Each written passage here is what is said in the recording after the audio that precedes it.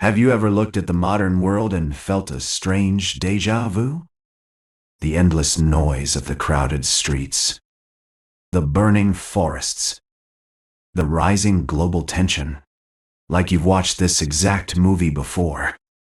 And worse, you already know how it ends. Psychologists call it climate anxiety. Sociologists call it doom fatigue. But what if it is neither? What if that knot in your stomach isn't about the present? What if it is a memory of the past? We are told that human history is a straight line, a steady march from caves to condos, from ignorance to enlightenment. But what if history isn't a line? What if it is a circle? What if humanity isn't living its first apocalypse? What if this is its 10th? The cyclical reincarnation theory says we are trapped in a cosmic loop. We build, we consume, we destroy, and we die.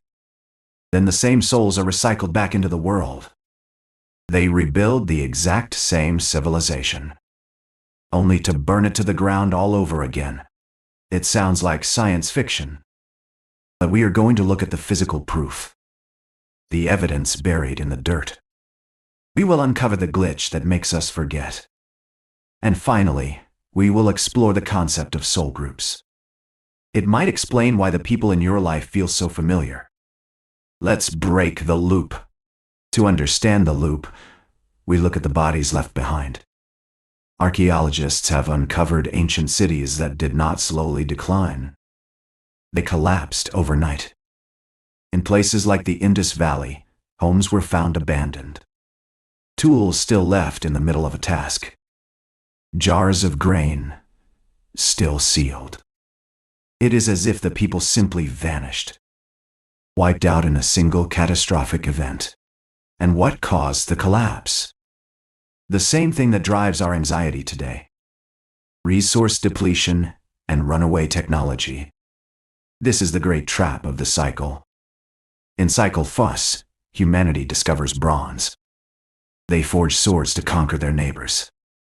In Cycle 5, they discover the atom. They forge bombs to conquer the globe. Our technology evolves at a terrifying exponential rate. But our psychology? Our brains are still stuck in the Stone Age, driven by tribalism, greed, and fear. We are gods playing with toddler toys. And every time the toys get too big, the nursery burns down. So if we have done this before, why don't we remember?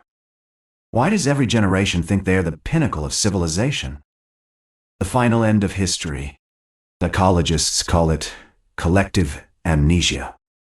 But on a spiritual level, it is a survival mechanism. Imagine being reincarnated with vivid traumatic memories. Memories of drowning in a flood or starving in a nuclear winter. The trauma would be so paralyzing you would never risk children. The human race would go extinct. Forgetting is the price we pay for survival. The slate is wiped clean so the game can begin again. But this amnesia is also our fatal flaw. But the souls remain. And this brings us to the most unsettling part of the theory. Soul groups. The idea that human souls travel in clusters. There are roughly 8 billion souls on Earth today. They are the exact same souls from the fall of Rome, the collapse of the Maya, and the sinking of Atlantis. We are just playing a cosmic game of musical chairs, swapping bodies and costumes. The tyrants who hoarded grain while their people starved? They are the billionaires hoarding wealth today. The revolutionaries who fought them in ancient streets? They are the activists fighting them on the internet today. Think about the people in your life. Your friends. Your rivals. Your political leaders. Have you ever met someone and felt instant, unexplainable trust? Or an instant, irrational hatred? You are not meeting them for the first time. You are picking up a conversation you started 5,000 years ago. We are all just playing out an old script. One we wrote for ourselves in a past life. If we are trapped in this play, is there a way off the stage? Is the loop inevitable? No. History gives us a cheat code. We just have to look at the near-miss civilizations. In the 16th century, Japan was introduced to firearms. European traders brought the guns. They used them to conquer and unify the country. But then the Tokugawa shogunate saw the danger. This technology was destroying their society. So they did the unthinkable.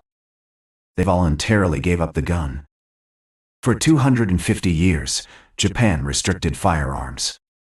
They returned to traditional weapons to keep the peace. They looked over the cliff edge of their own progress. And they hit the brakes. They proved advancement isn't about bigger bombs, or about extracting ever more resources. Sometimes the ultimate power is the power to destroy the world, and to choose not to. And that is why this cycle is different. Why this time, we might actually break the loop. For the first time in history, we can all communicate. The soul groups are connected globally. The internet, for all its flaws, changed everything. It let the collective consciousness wake up. The anxiety you feel is not the end of the world. Neither is the viral spread of these ideas, nor the global demand for change.